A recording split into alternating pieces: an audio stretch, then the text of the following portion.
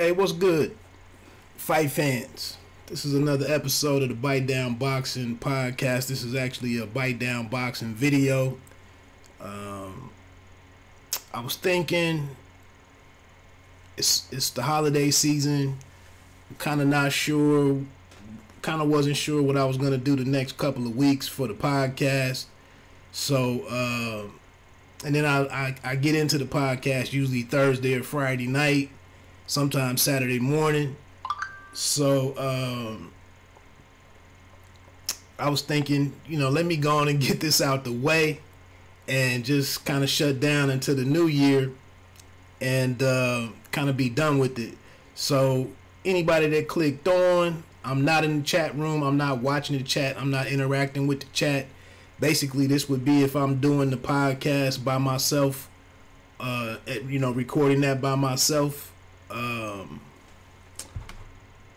This is kind of what I would be doing. So, like I said, I just thought I'd get it out of here, get one out of the way, and then probably shut down for next week, come back on the other side of the calendar, and do it like that. I guess, so obviously, other side of the, it was an interesting weekend. We had Canelo Alvarez getting in his second fight of the year over on the DAZN app. His debut over there. So, it kind of rolled out a bit oddly because of, with it being on DAZN, we're kind of still figuring out, many of us are kind of still figuring out where we are with supporting DAZN. And wherever you lay with that, that's fine. It was an exciting weekend for me personally because we get to see what we get to see what Canelo Alvarez looks like as super middleweight. Not the most attractive matchup or appealing matchup, facing Rocky Fielding. We knew that going into it, but it was Canelo coming to the East Coast, Madison Square Garden. The funny thing was they went in depth to make it be known that it's the Mecca of boxing, but there was no fight from in the 80s that was one of the best nights at Madison Square Garden. And then the latest fight that they had listed in that group of greatest fights at Madison Square Garden was 1999, I believe. So it's interesting to call it the Mecca of boxing when it really kind of hasn't lived up to that billing based on all the fights happening in the 70s from what I saw. Maybe even one in the 50s. Might have been one listed that was in the 40s. But I just want to talk about that card, and then maybe start with Friday night with the ESPN Plus action. I think I mentioned it on last week's podcast, which got up maybe late Thursday night, 3 nights ago, and just mentioned that I thought it was odd on BoxRec that it was just listed as ESPN Plus, and I didn't realize that at that time when I was recording, I didn't realize that it wasn't an ESPN card where they would come in with the main event with Gilberto Ramirez and Jesse Hollywood Hart. So a little gaffe on my side, on my behalf, but I was excited about that card for a number of reasons, which I detailed on the podcast. Again, you can check out the past episodes of the Bite Down Boxing podcast by checking out, or you can find it listed amongst all of the podcasts over at leftjaballnight.com. That's leftjaballnight.com. And then you can scroll down and find the Bite Down Boxing podcast, and then you can go back if you're savvy, relatively savvy on the internet. You can easily find a playlist to check out other stuff. I also say with some of the videos that the instant reaction videos and whatnot, the Bite Down Boxing bits that I put up over here at YouTube, those are like parts of thoughts. Some of this stuff is fleshed out more in depth on in the podcast, where I feel that's a more appropriate place to take up more time to go into things and keep it more conversational, and it's not really time based. I feel over on YouTube, that's more or less for the probably want to stick around 7.5, 10 minutes, probably 5 minutes, but you know, a lot of the topics have a lot of tentacles, and you kind of got to go in some different directions. Before I jump into Friday night's card on ESPN Plus, I did want to say, you know, I'm gonna probably fall back from the whole Anthony Joshua and Deontay Wilder saga. Add in Tyson Fury if you want to. It just seems like there's no way to be in the middle of that. You have to pick a side, and it just seems like that's where we are now in society in general. You know, you just can't sit back and be an observer or understanding things from both sides. You have to rock with one side or the other, and that's really not how I roll. So in general, with anything. So I'm not really a clickbait dude. I'm not really on here to generate a bunch of clicks and whatnot. I do appreciate the subscriptions, the subscribers. You know, I think it is there was some hope of maybe connecting with fight fans who are more just into the fights, into the matchups, into what goes down on fight night. I know that can be complicated too. If we just take a quick look at judging is always an issue. And then if we just look back to a couple weeks ago with the Deontay Wilder and Fury outcome, there's 100. I guess it's unlimited permutations of how you want to interpret what happened in that fight. And I guess, you know, like I said, we somehow lose sight of the fact that it's okay for other people to see a fight a certain way and to have a different score than you. It's not the end of the world. But again, you know, boxing is just kind of the sport that gets, that's how we talk about it. That's how we chop it up with one another. So, yeah, I think I'm going to fall back from that because there's nothing that you can say positive about it. Even if you attempt to, you know, it's still people that want to twist your words, and that's like, damn, did I don't even think I really said that, or you know, my title was what my title was, and that's what you got out of it. Okay, so yeah, there's just no winning there. Probably until the fight is made, and if it doesn't end in a knockout, I mean, it probably doesn't end. So for those people, what I did want to put out the disclaimer that there's a channel for you out there if that's what you clamor for, if that's what you, if that's how you follow boxing and that's how you want to, that's the storylines that you want to follow. There's a place for that. Just like with politics. You know, if you want to look into politics a certain way, there are outlets for you to hear what you want to hear, and for people to dig into the stuff that the way that you want it to be dug into. So that's fine. Personally, I got better stuff to do. That's just not that interesting to me, and I don't even want to disrespect people that look at it that way, and say that it's groupthink, or you know, it's being a part of a herd or whatever. Like I said, it's different strokes for different folks. Go out and find what you like, and continue to operate in those silos, and keeping up with the latest and greatest with the people that want to give you that. And if that's how you want to be, that's how you want to eat, that's how you want to be fed, it's feeders out there for that. So by all means, you know, I'm not suggesting, again, today's life is full of options. So go out there and find what makes you happy. And that's that. But let's get into it, man. Let's get into it. Friday night.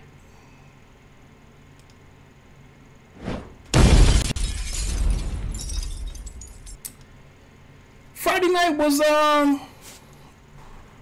It was interesting to me going into it because it was a lot of names on that card. How did I lose? Oh yeah, right here, Corpus Christi.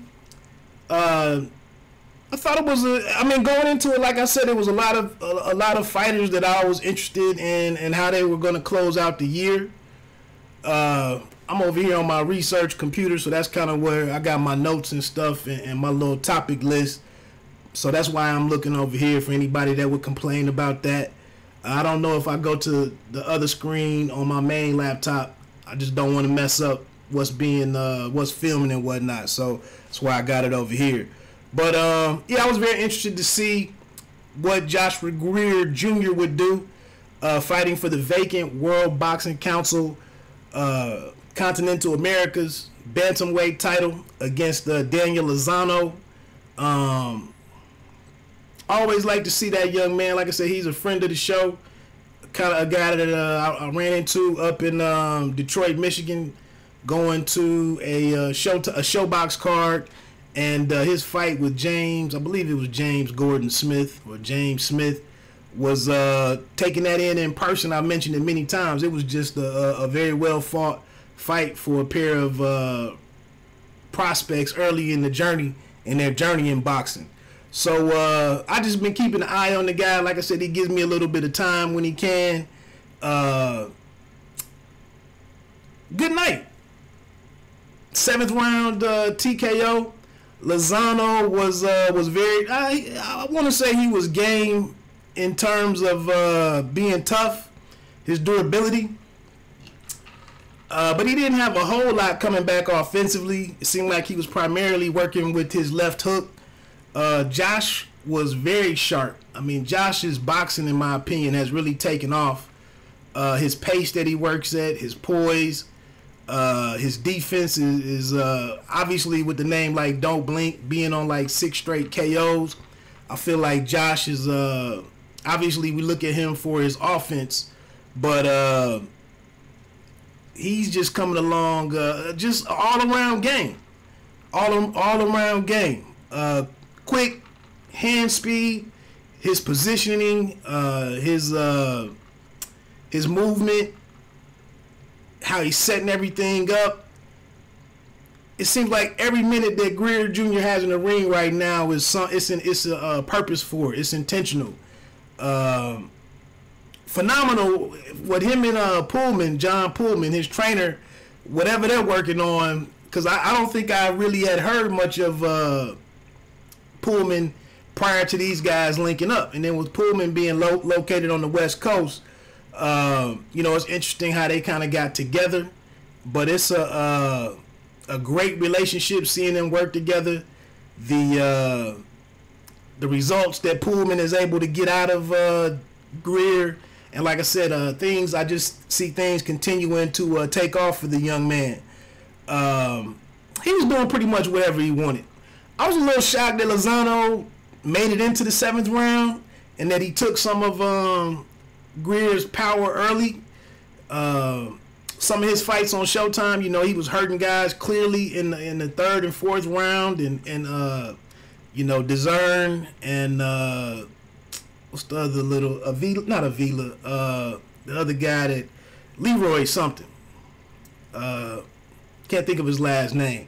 But he was really getting guys out of there. And it's like now that he's been over on the top rank side, introduced to a different pool of opponents and whatnot, it's just interesting to see what he's doing. And I'm looking at a bigger fight. Like, obviously, once the bantamweight, if it even happens, the World Boxing Super Series, if that tournament ever concludes, I'm interested to see how Greer would match up with some of those guys, if he was able to secure some fights with them. So like I said, man, I'm a big fan of Don't Blink. Sharp kid, lot of charisma, seems dedicated to the game of boxing. And I'll just say again, this is why I don't get too caught up in a situation like Wilder and Anthony Joshua, because that's going to play out the way that it needs to play out. Much like, or not dissimilar to how Floyd and Manny Pacquiao played out. You know, 5 years. Like, how could we even go through that experience and not learn from it as boxing fans? Like, you can lose a lot of time invested in one of these situations getting worked out. So, like I said, for me to see a kid like Greer Jr. and be able to watch his growth, that's what I like in boxing. That's where I am. So, to the boxing fans out there that are interested in seeing what can be versus constantly saying who ain't what and who isn't gonna be what, who can't be what, it's other channels for that. It's other channels for that. Also on that card, Michaela Mayer against Calista Salgado. I'm bringing up this fight. Obviously, Michaela was very active this year, getting better every time out with Coach Al and Coach K.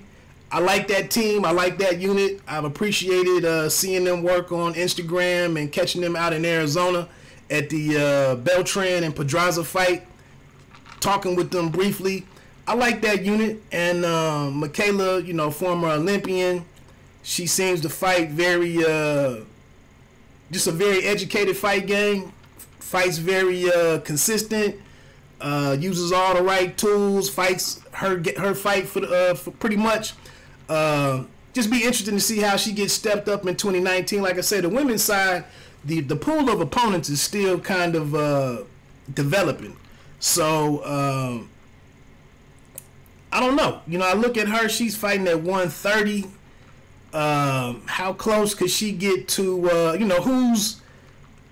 And I don't have all the information pulled up to see who the title is out there, and I'm not that versed in women's boxing, to be honest with you. But I would look at, like, is it possible for her to meet up with somebody like, you know, a Katie Taylor down the road?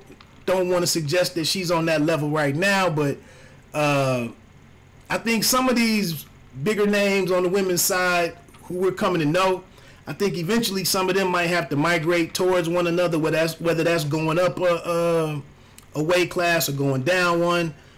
They might have to do something to make bigger fights, because we get into year 2, 3 in the resurgence of women's boxing, and we kind of got to see something better than what we saw last night on DAZN with Eva Wallstrom.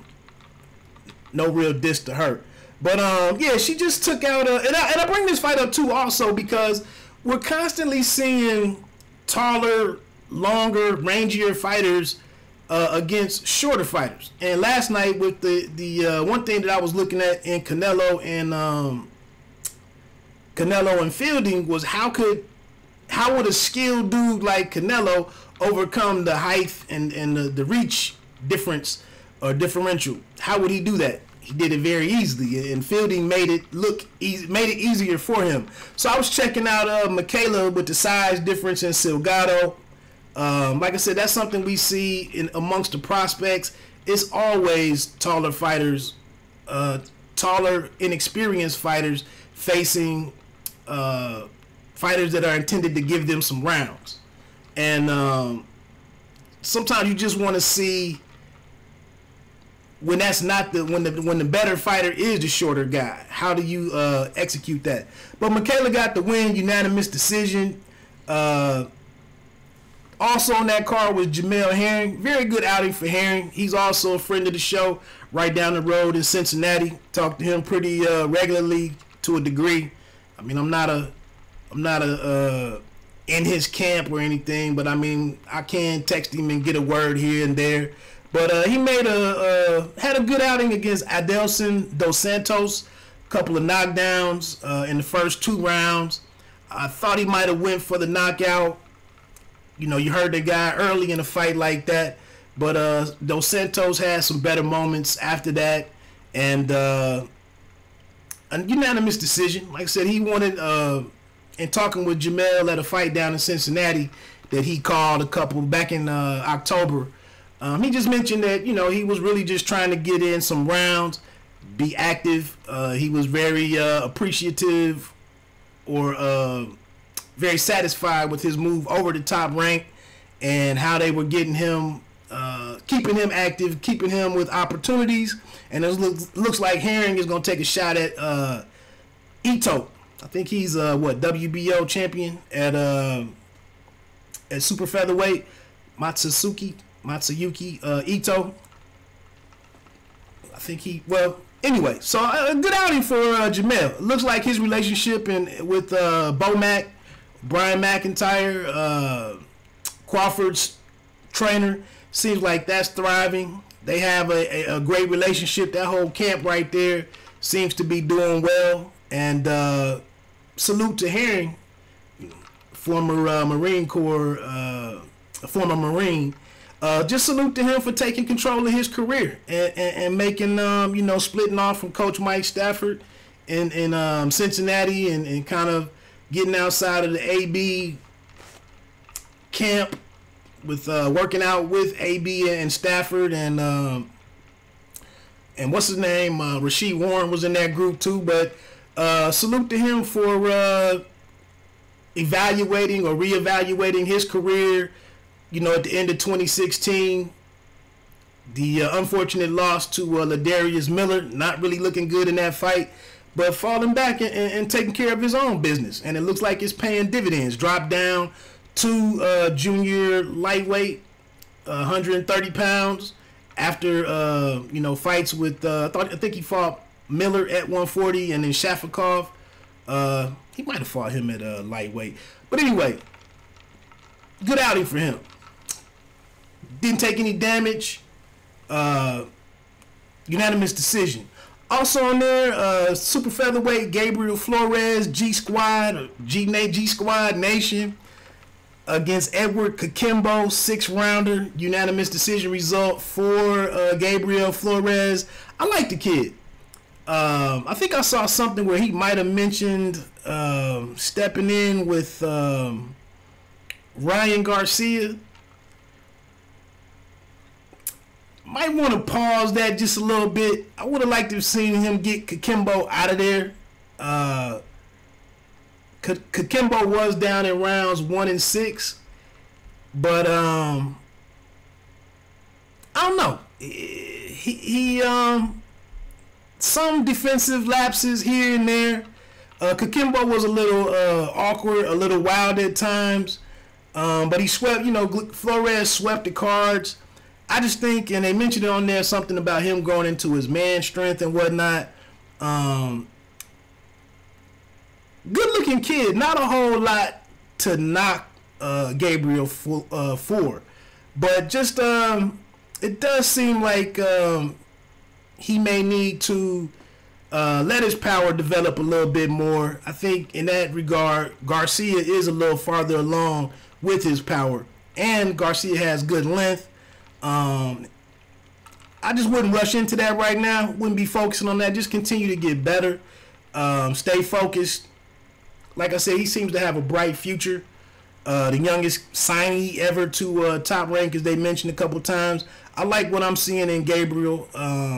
Just think he needs to stay consistent. He seems dedicated. I check him out on Instagram and everything. He's going about a lot of things the right way, and could be a bright kid in the future.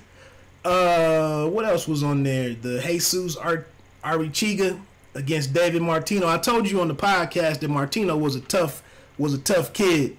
So no knock on Arichiga for not getting him out of there. Martino, like I said, very tough kid. He drops now to 6-6. Arichiga moves up to 7-0. Pretty good scrap right there.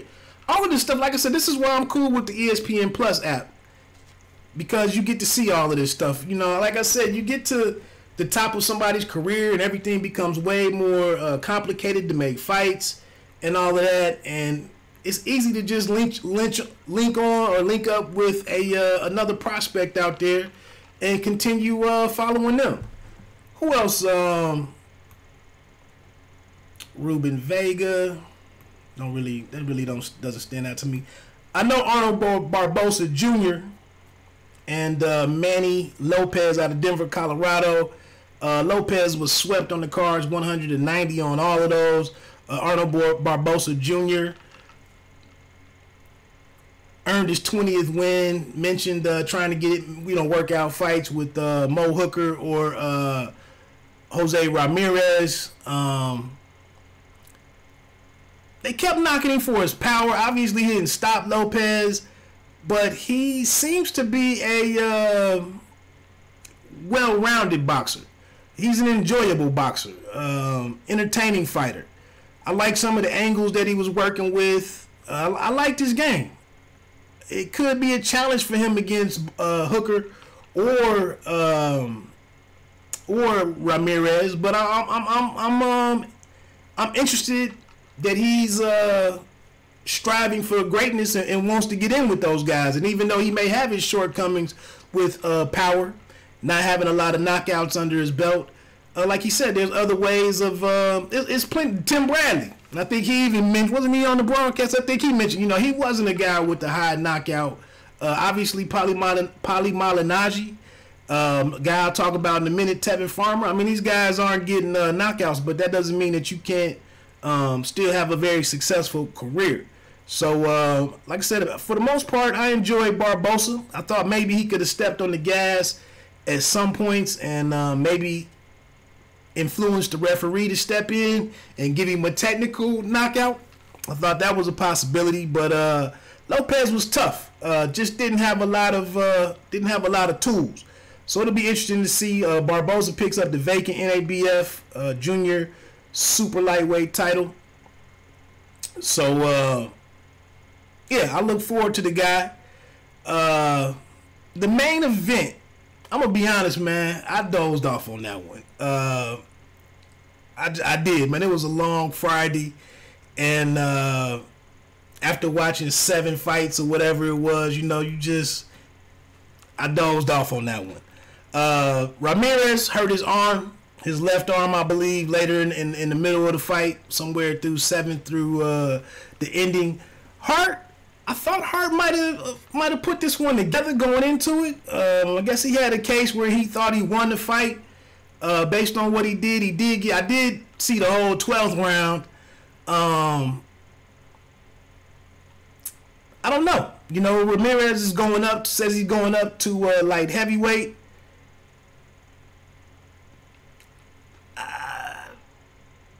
I don't know, man. I'm a little disappointed in Hart. You have all the heartfelt, no pun intended, but you have the heartfelt montages or interviews where you're sitting down with Kriegel and saying what you're gonna do or what you expect to do, and then on fight night you fall short of executing it, and he drops to 25-2, and I don't know. I think one thing in the super middleweight division that I would like to see, I guess one obvious thing is if Canelo sticks around and campaigns farther at 168. That's one interesting thing. But I guess I just want to see where Caleb Plant fits in, as he has the date coming up with Uzcategui.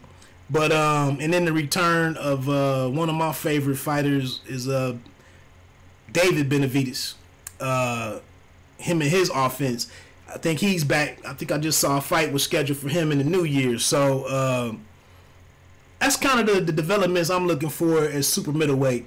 Ramirez, I don't know. He just hasn't, besides becoming the first Mexican fighter to be a champion at super middleweight, and now going up, to 175.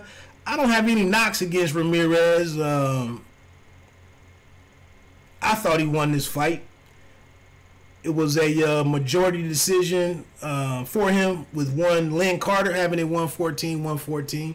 That was somewhat interesting, but won at 115, 113 on the other 2 cards.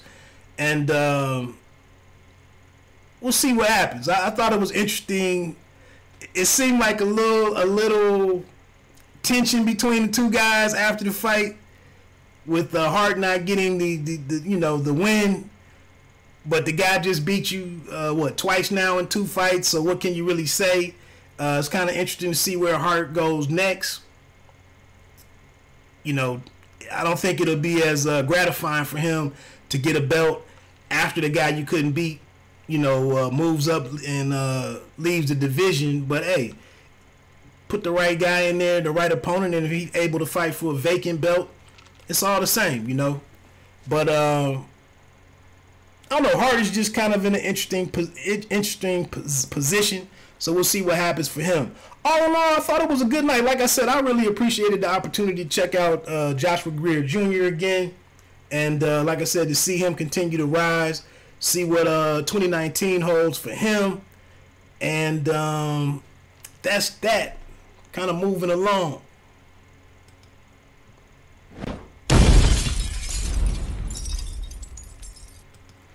Last night at Madison Square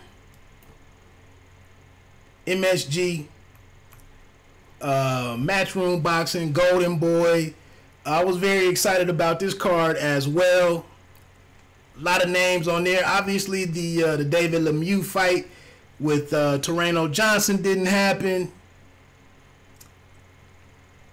Said he couldn't make weight. Supposedly, reportedly dehydrated and was just not allowed to make it to fight night. I know Virgil Ortiz also wasn't able to fight. But this was on DAZN. The funny thing was some of my social media, some of my Twitter people that I interact on, other podcasters and whatnot, one of the podcasters did not even know about DAZN. And I know he's a big football fan, an Eagles fan, so it just struck me that even on fight night, him being a sports podcaster, that he didn't even know anything about DAZN and didn't know that Canelo Alvarez, one of the two biggest names in boxing, that he didn't even know he was fighting in New York City of all places. So make what you want to make out of that. I thought DAZN put plenty of money into advertising during sports.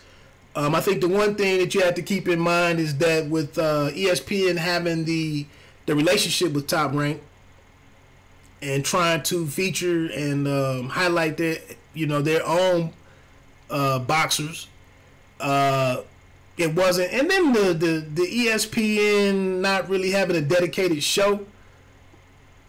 Salute to the PBC on their new. I haven't watched it yet, but I saw some reviews on the first show with what's her name, Kate Adempo, or that's probably not how you say her last name, but Mike Coppinger, and then Sean Porter. Yeah, I saw that was out there. Talk about that later, next time. But with ESPN not really having a dedicated show for boxing, it's kind of no surprise that they didn't really do a lot of coverage about the fight beforehand. And then, I mean, if it doesn't happen on ESPN, I mean, can you expect First Things First to touch on it on the Fox Sports side, or Undisputed, or Anthony Joshua himself did go on First Take, but I don't know what we really make, if that's really a knock against DAZN. I mean, it's new. They're doing something completely new. But like I said, I saw that they did invest some money to get the word out. If you went on DAZN earlier in the day, I mean, it was free, depending on where you are with your subscription. You could have gotten the fight for free, get your first 30 days. But they did have, I think one thing to applaud them for is they do have quite a bit of shoulder programming. The Akin Barak had a little dress up video or segment with Canelo. There was a all access styled 20-25 minute show breaking down Canelo's path to last night, and then Rocky Fielding, his path there. So there's a lot of additional content on DAZN. If you can get over your hate for Eddie Hearn, and just support the boxers, that's a novel idea. But yeah, there was other stuff out. But like I said, though, if you aren't on DAZN, it wasn't. And I don't know if DAZN has a YouTube channel, if that's content that can be watched on the YouTube channel. That might behoove them to make that available to fans so that they know about it. But hey, like I said, it's new, it's competitive. In terms of it has competitors that wouldn't necessarily want to highlight what they have going on. highlight a fighter like Canelo now that he's over there. What do they call it? OTT? It's kind of what the DAZN is, being away from the traditional distribution of fights and sports and TV, television altogether. So I really don't knock DAZN for folks not knowing about it. I know they did what I know they did what they could do. Like I said, I thought it was good that AJ went on First Take. I didn't see the entire segment with him on there, so I don't know if he talked about the fight in general or if he just addressed his own issues out there with what's next for him. I don't know if that was the sole focus of his segment on there. But like I said, again, to go on YouTube and rail about nobody knew about it and that the fight is trash or the event is trash, it's sold out. I thought it was interesting to see that many Mexican fans in Madison Square Garden. Seemed like a successful night there. But I was interested because, honestly, Lamont Roach Jr. was on the card. Want to see what he has going on as he tries to get into the world, the world championship picture. This is why I don't know how we don't support the fighter. I mean, it's still people on DAZN trying to accomplish goals and get somewhere. So just because they're fighting on there, I'm just gonna trash DAZN. I mean, it's just like my issue with people with brothers that want to boycott the NFL. It's still a league comprised of 78-80% of black players. So how does boycotting the NFL really not kind of shoot your community in the foot? I mean, unless you think Oprah and MJ and Bob Johnson and a couple others are going to go launch their own football league, professional football league. I don't know, man. We all got to make our individual decisions. But and Tevin Farmer. So let's get into it.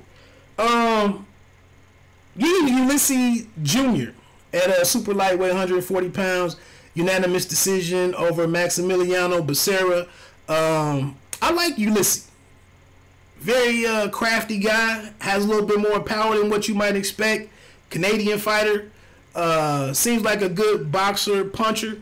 Maybe not lights out power per se, but a very crafty guy, very skilled guy. It'd be interesting to see him get in the picture, at 140. What's next for him? He knocked down Becerra twice from some interesting headshots that Becerra has some delayed reactions to.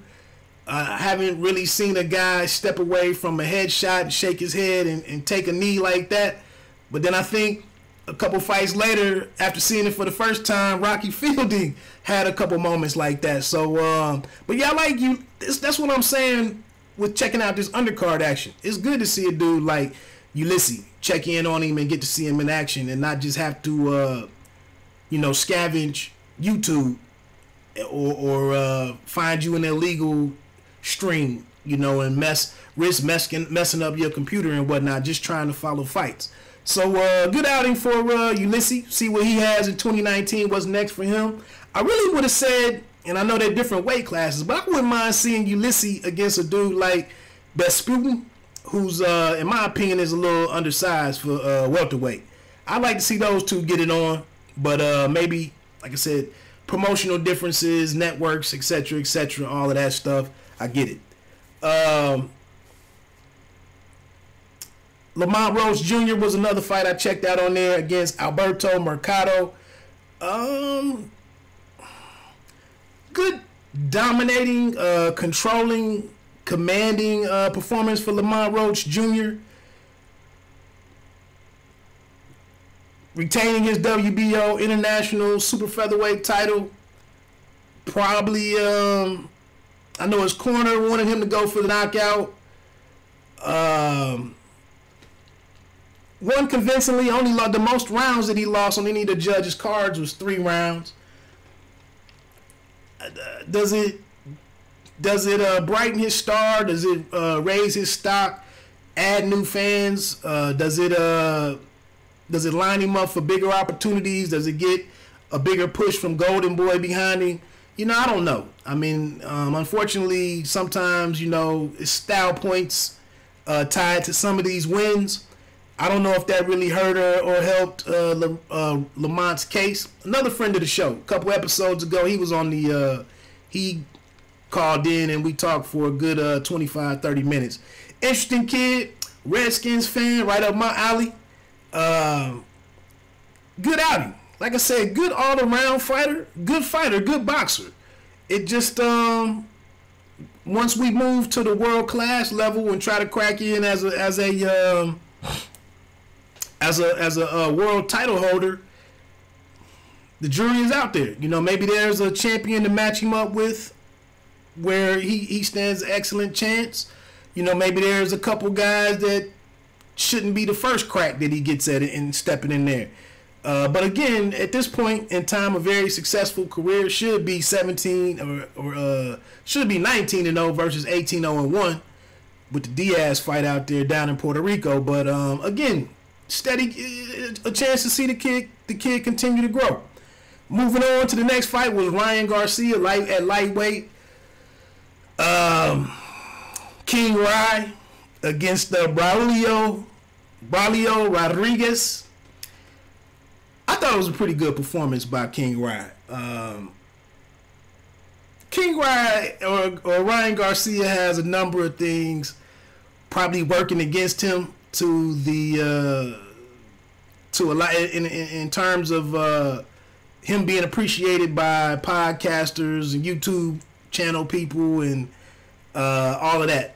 I get it, if that's what you want to run with. But looking at him, he is a professional boxer. He is a top ranked guy in at least one of the sanctioning bodies. He is developing. Very difficult fight here because Braulio was trying to do a lot of things outside of the realm of boxing. You know, baiting him in, trying to maybe get him off his game emotionally, or being frustrating, just not fighting in a normal boxing boxing activity. You know, dipping down low to the ground, the Ali shuffle, the winding up the hand, punching with the left, basically just clowning around a lot. And I'm sure, it was an opportunity for Garcia to get impatient. When Rodriguez did throw, it was very wide, looping shots, which was kind of unorthodox or awkward, if you're trying to box seriously and engage in a normal manner, and you got a guy that's painting outside the lines a lot. So I thought it was pretty good. Like I said, he didn't get clipped with any of those wild shots. Used his height, used his jab, worked off of that, showed his power in getting him out of there. The knockdown in the first round, I believe. They don't have it on there, but I thought, did I get unlogged in? No. Thought it was a huge left hand in the first round that I thought it might have been over.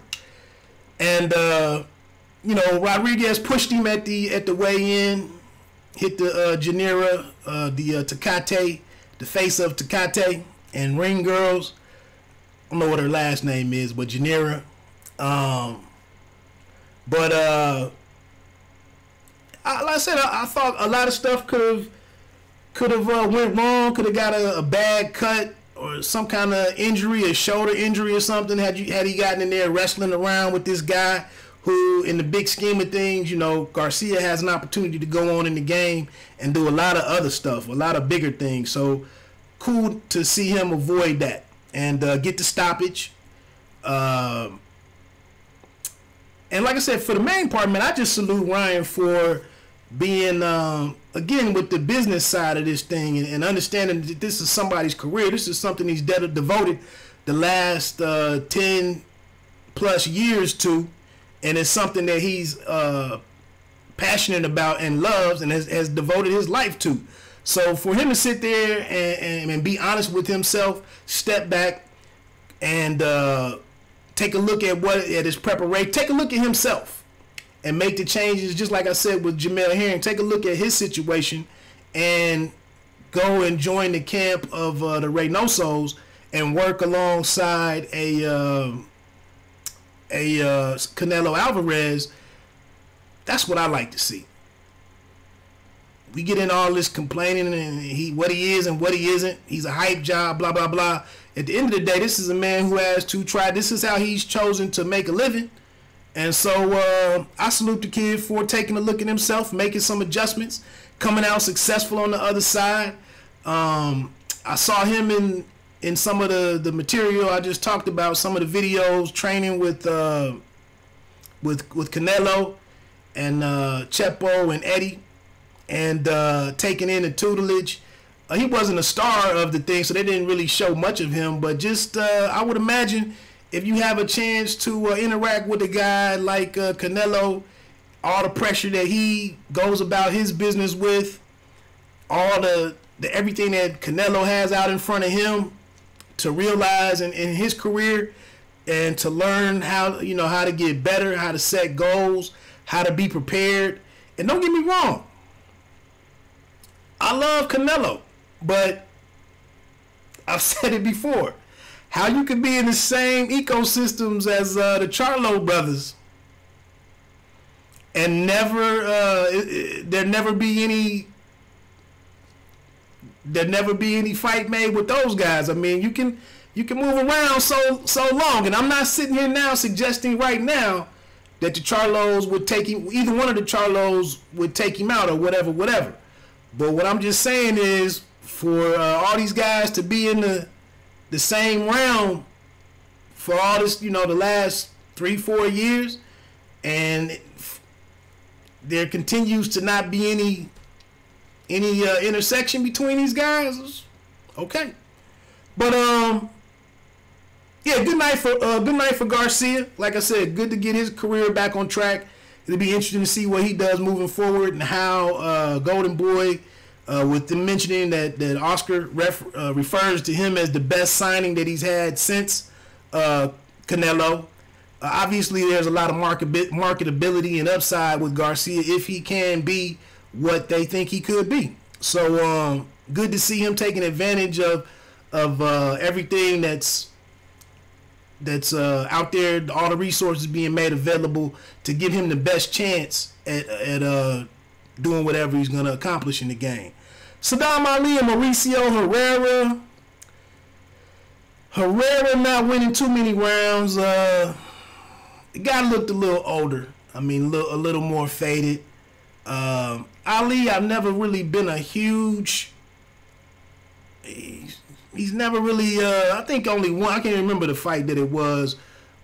I mean, he's a solid boxer.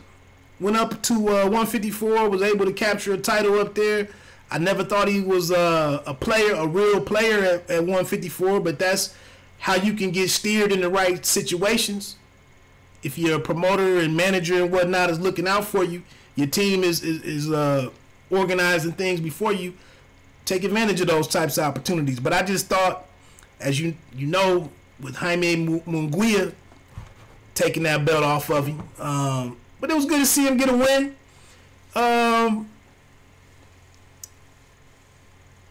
It was a fight it was one of the fights on the card. We'll see what's next for him.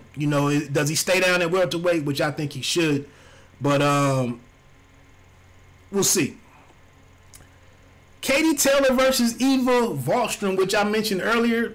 Wahlstrom, she didn't do much. She was a complete dud to me, man. Undefeated. What was she? 22-0, 22-0-1. Now, if I'm not mistaken, see, this computer is really slow. So, but if I'm not mistaken, with Eva, yeah, that's what I thought. Back in April, Melissa St. V put Eva down. She dropped her.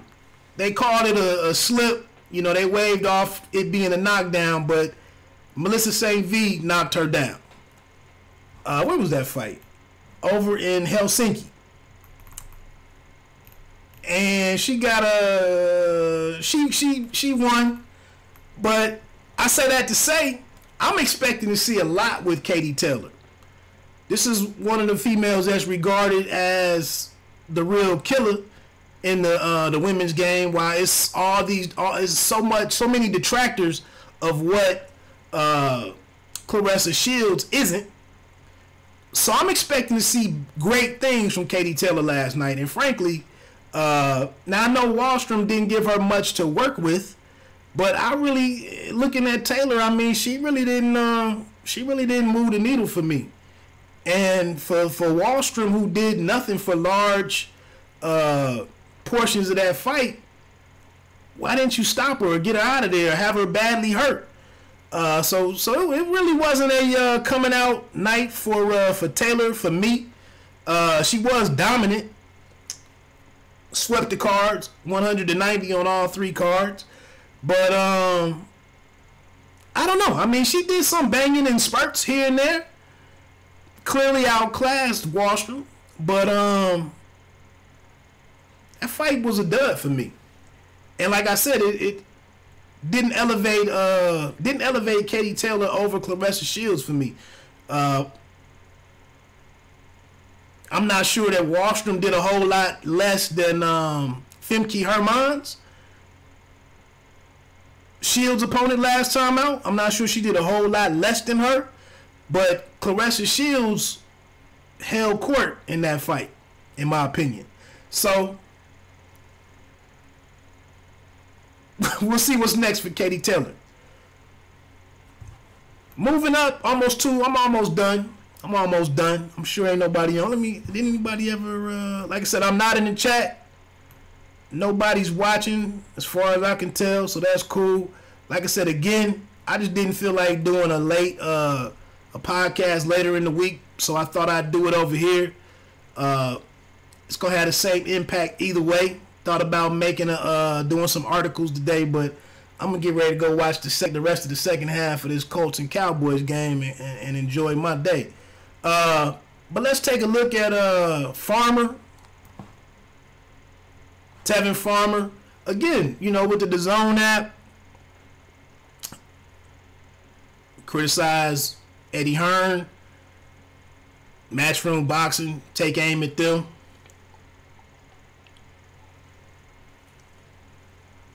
Fighters got to fight somewhere. They need dates, they need openings, they need events. I think it was a damn good move for Tevin Farmer to fight at Madison Square Garden, adorned in his Eagles gear, carrying the city of Philadelphia with him. Excellent outing for Farmer, man. Excellent year for him. I did an article on womenofboxing.com last week about Claressa Shields, and I omitted Tevin Farmer as one of the people that I was talking about in terms of with regards to Fighter of the Year.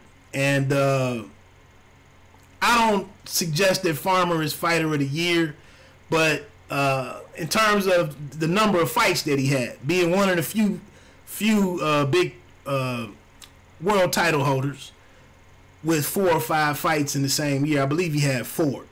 And then 3 of them coming in a cluster, if you really look at it.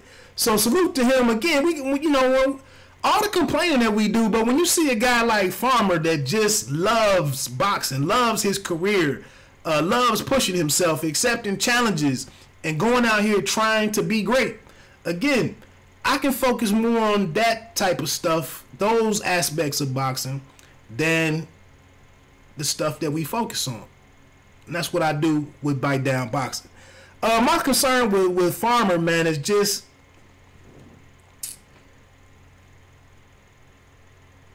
and shame on to me, Gervonta Davis and Abner Maris being announced is tragic is an overstatement. Tragic is an overstatement, but I just think, like, keeping it funky, if we're really Tank Davis fans, if we're really Gervonta fans and really impressed by that young man, he should be a lot closer to superstardom than kind of just being in limbo a bit. Abner Maris, while he's a name, 2 division champion, former world champion, maybe 2-time champion. I'm not looking up his stats right in front of me, but he's coming up. He's coming up to junior lightweight. Not a heavy-handed guy. We already know the outcome of this fight, and to me, could have been a better opponent for Tank. I know he's made decent money, but the charisma that Tank has, the style, some of the charisma that we've had an opportunity to get to know, but the style, the punching power, kind of the electricity that's in the building when he's fighting, that should have been capitalized on much better than what, in my opinion, Abner Maris could deliver. But anyway, looking at Gervonta and Farmer, which, if these guys can't work together, some of these promotional companies and networks and whatnot, the executives and the people behind the scenes, if they can't work together to get us a Farmer and a Gervonta Davis fight, then it's kind of hopeless, for the bigger issues. But looking at this fight, Fonseca being taken out in like 8 rounds by Gervonta. I think that was on the Mayweather-McGregor undercard. I didn't watch that event, so I did not see that fight.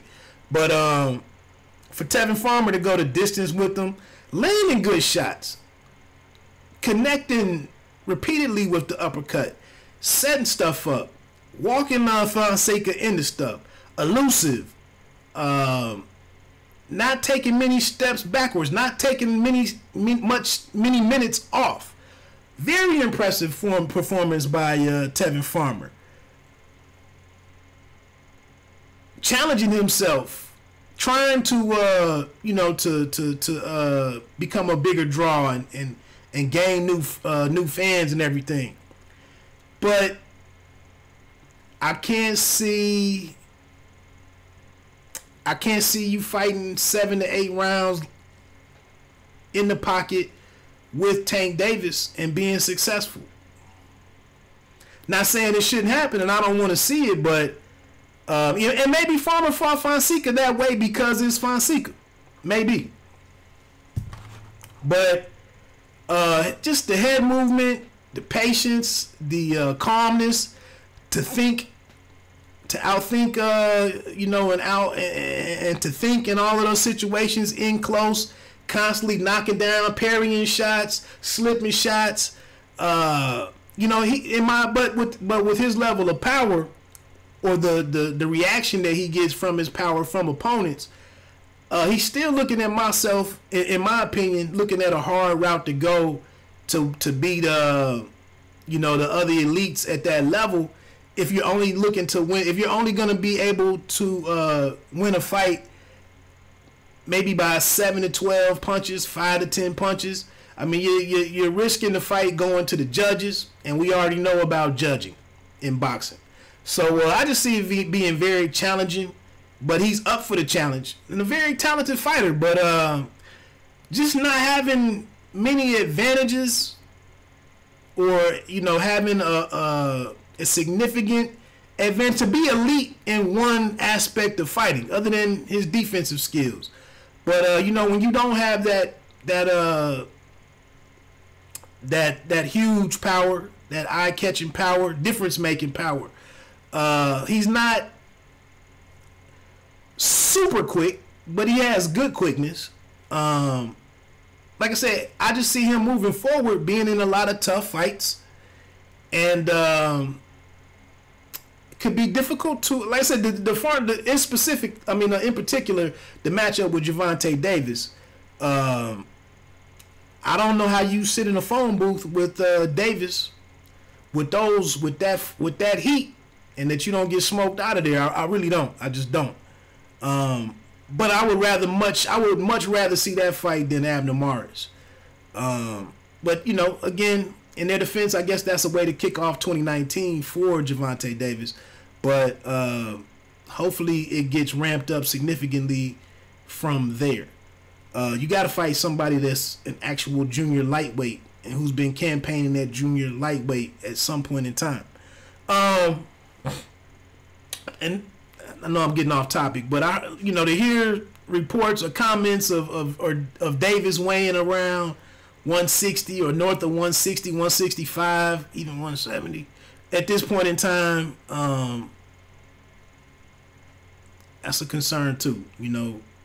And it was a shame to see Tank head back to Twitter for the second week in a row. Last week with the Pedraza and Loma fight, responding there, and now responding to Tevin Farmer today.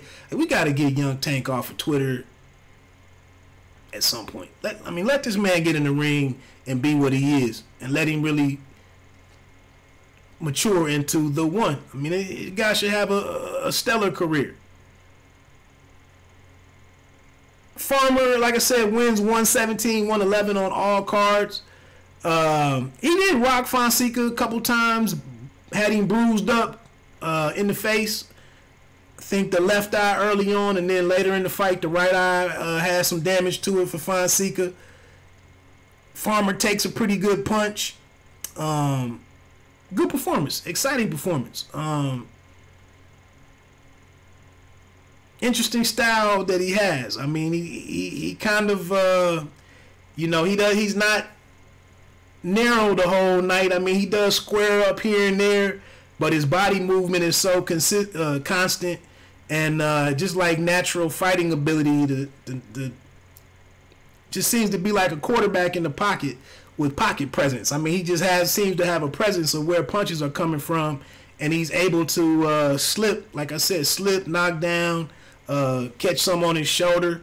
Just has developed himself into a very flashy, very slick, flashy guy with decent hands. But we'll see. Let's get to it, man. Canelo Alvarez and Rocky Fielding. I'm a Redskins fan, as I mentioned at the top of the show. I was thinking that Fielding looked like Nick Collison, former Jayhawk, longtime OKC Thunder, member of the OKC Thunder. But then, I kept looking at him last night with him being in Madison Square Garden, and I figured it out. He's almost a mix between the Redskins now on injured reserve, maybe even done altogether, but Alex Smith with a darker beard and hair color. But or maybe Alex Smith in a mix of Novak Djokovic, the tennis player. I thought we would see that maybe his power didn't quite go with him to 168. I was wrong. I knew about Fielding's TKO3 loss to Callum Smith back in 2015. Other than that, I didn't have a lot of familiarity with Rocky Fielding. But looking at the size difference, expecting him to totally fight a different fight, much like Pedraza when he faced Gervonta Davis. Not that might have solved many things for Pedraza, but just Fielding, I knew it was a wrap when 30 seconds, and this might be insignificant or inconsequential to you, but to see Rocky Fielding shooting uppercuts 30 seconds into the fight against Canelo Alvarez, as skilled as Canelo Alvarez, and you throwing uppercuts and you have a 5-inch height advantage, what are you doing? I mean, rock. But it doesn't even make sense to go to my notes here. TKO, third round, left hook to the right side of Fielding's body in the first round for the knockdown. Gets up from that. Perfect, well-placed punch from, like I said earlier, to see how, that was the mystery here. I mean, along with how his power translated to super middleweight. But how would he chop down Fielding and overcome that range? Fielding made it super easy for him. Had all the answers to the test already filled out for him. But then, you know, he gets back and the fight resumes, and he's standing in front of Canelo, backing up, not working the jab, not really throwing a whole lot of punches. Maybe he had a fear of being countered, but he only really seemed comfortable engaging Canelo inside. And Canelo is way too talented inside for him. I mean, it would have made much more sense to keep him at the end of his punches. And he elected not to do that. And, you know, was ushered to his demise very quickly. He was bending over in second round. He's bending over into Canelo's uppercuts. I mean, Canelo is a thoughtful dude in there. He's gonna see that. He's gonna pick up on that very quickly and have answers for that, or he's gonna exploit that opportunity. So he started shooting his uppercuts. Left hook for a second knockdown. Didn't look like the biggest shot in the world, but Rock drops down and takes a knee.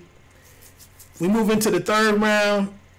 It was probably the bulk of when the bulk of Rocky Fielding's punches were delivered. Mostly arm shots, slapping shots. Landed a couple uppercuts here and there, as many as he threw. You know, you figured he would have had to land some. And then with Canelo being inside, I mean, he was there to be found. And he connected with a couple, but had very little impact. Had very little effect on Canelo. And then right hook to the head, got the third knockdown. And then shortly after, it was a beautiful left uppercut, left hook to the body combination. I really love that combination for the fighters that are able to do it. When I used to train for fitness, when I used to go to the gym, when we used to get to throw that, when do work in the mitts, when they throw out that double left hand work, I just thought that was a slick combination. And for you to be able to do it, I think Roy Jones was one that definitely could do some great double left hand combinations and whatnot. But yeah, man, really, if you can look at Fielding, feet were never set on many of his punches, just being dictated to altogether. Should have known it was bad when you come out to Sweet Carolina's Your Ring Walk music. I mean, they play that at the end of the night across the pond where he's from. But what can I say, man? I can't chop it up anymore. Good outing for Canelo. Pleasing outcome for his fans. I don't know how you gauge what any other possibilities or future possibilities at super middleweight based off of that performance. I would think even against Zurdo Ramirez would be it would look different. When you don't have to worry about anything coming at you offensively, I mean, I just don't know how you gauge that. How you use that to gauge anything moving forward. So I would hope that he does go back down to 160. I don't know if Danny Jacobs' campaign, public pleas for for work, May 4th, 2019. I don't know if that's gonna work, but that's that, man. Like I said, solid weekend of boxing. If you just like to watch fights, if you like action, a lot was there for you to choose from. Obviously, next week we get into the Charlos, with the major development being there that Willie Monroe Jr. has tested, had an adverse result or something was the language, adverse result for some substance, and Monroe Jr. is part of the one of the boxers who receives supplements or nutrition or whatever from Victor Conti. I keep seeing these cats in this snack stuff, man, and the SNAC nutrition and supplements and whatnot, and it's like seeing NCAA athletes with with arm sleeves and tattoos all over their chest. Or back in the day, the Miami Hurricanes with the gold chains on. Like, you know something. If you're paying attention, you know something is afoot. I mean, it's Victor Conte. This is almost tantamount to the government giving a plea deal to the super hacker and putting him in control of the U.S. Cybersecurity, and just saying, you know, we'll make you free. I mean, we'll keep you on the outside as long as you work for us and do what you do, but just keeping us secure. There's really no, if the dude wants to go in and illegally give himself an extra $1 million or $2 million based on his computer skills, there's really nothing stopping him from doing that. What do they say? Putting the wolf in the hens, whatever. I don't know. I'm gone now. We over an hour at this point, I think. Where's my time? Yeah, over an hour. Yeah, man. I just saw that. I see Mikey Garcia's scheduled to work with him for the weight that he wants to put on for Errol Spence Jr. And I'm just like, nobody's supposed to. It doesn't raise any flags for anybody. So, and to hear Victor come on and talk, Conte come on XM Boxing and talk about the Billy Joe Saunders substance a month or so ago. Like I said, man, anybody walking around with that snack stuff on, in my opinion, was always a little suspect to me. And that's just me. But anyway, looks like this Matt Korobov, might be the replacement for Willie Monroe Jr. Horrible situation for Willie, and if he knew anything about it, or was failed to do his due diligence in making sure whatever he was ingesting or taking or whatever didn't fall within the standards, couldn't be at a worse time, man. Couldn't be at a worse time. I mean, I just praised the guy for some comments that he made last Thursday in the media call, the international media call. You know, I like some of his messaging there and kind of where he was and going into that fight. But and horrible for the Charlos, you know, in boxing, going to Fox Sports, all the ads and which they didn't show Willie Monroe in none of it, so I guess it doesn't hurt from that regard. But all the everything that was being built up to make sure that next Saturday is a success, and now Charlo has to get prepared for somebody he wasn't training for the last 8 weeks and whatnot. I'm sure, you know, his message would be, we don't train for a particular fighter. We just train to be sharp, you know, next man up, boxing style.